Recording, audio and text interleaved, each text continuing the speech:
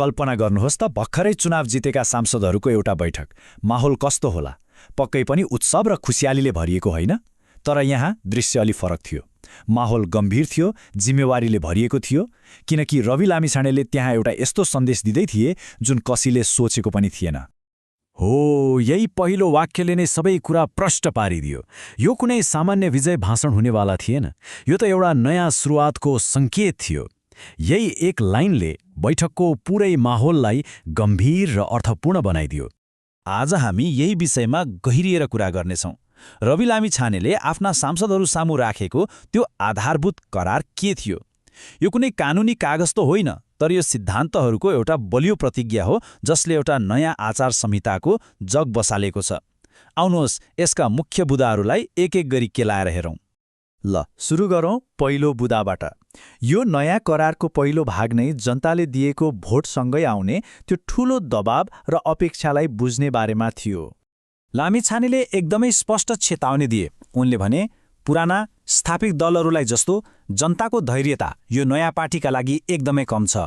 यो नेपाली राजनीतिको एउटा तितो तर नयाँ यथार्थ हो। उहाँको शब्दमा, पुराना राजनीतिक दललाई नेपाली जनताले 34-36 वर्षसम्म कुरे, तर हामीलाई 36 महिना पनि कुर्नेवाला छैनन्।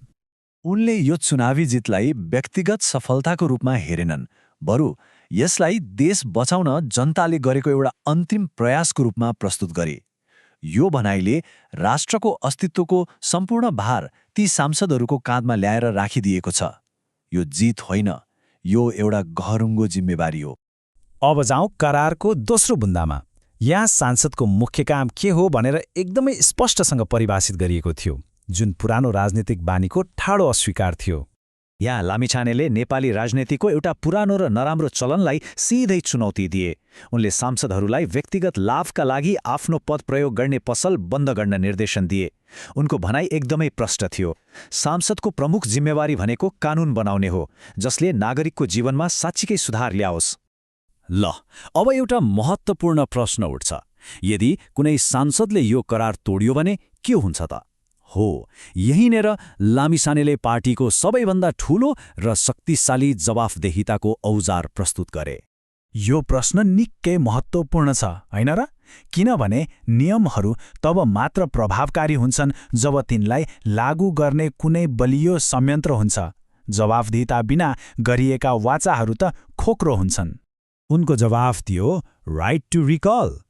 यो पार्टी स्थापना भएदेखि नै विधानमा राखिएको एउटा प्रावधान हो। नेपाली राजनीतिमा यो बिरलै प्रयोग हुन्छ, तर यो अनुशासन लागू गर्ने एउटा अत्यन्तै शक्तिशाली संयन्त्र हो। र यो कुनै खाली धम्की थिएन, यो त मतदाताहरूप्रति जवाबदेहिताको एउटा मुख्य वाचा थियो।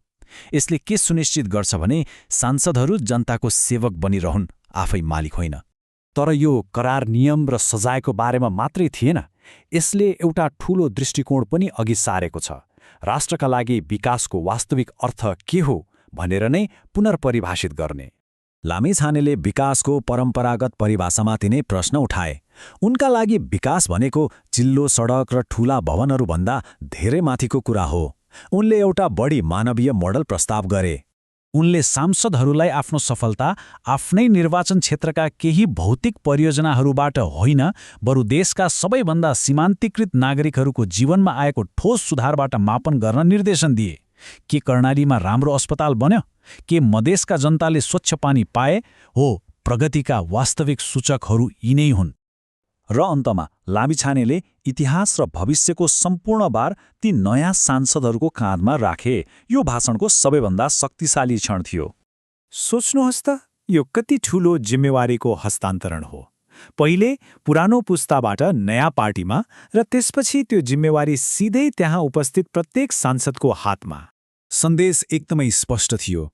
जनताले आफ्नो काम गरिसके, आफ्नो मत दिइसके। अब काम गरेर देखाउने सम्पूर्ण जिम्मेवारी उनीहरूकै हो। बहानाबाजीको कुनै ठाउँ छैन। आजको यो विश्लेषणलाई हामी यही एउटा विचारोत्तेजक प्रश्नका साथ ठुङ्ग्याउँछौँ। आउने वर्षहरू यो नयाँ राजनीतिक प्रयोगको लागि एउटा ठूलो परीक्षा हुनेछन्। जनताले दिएको त्यो कलमले कस्तो भविष्य कोरिएला, यो त अब समयले नै देखाउनेछ।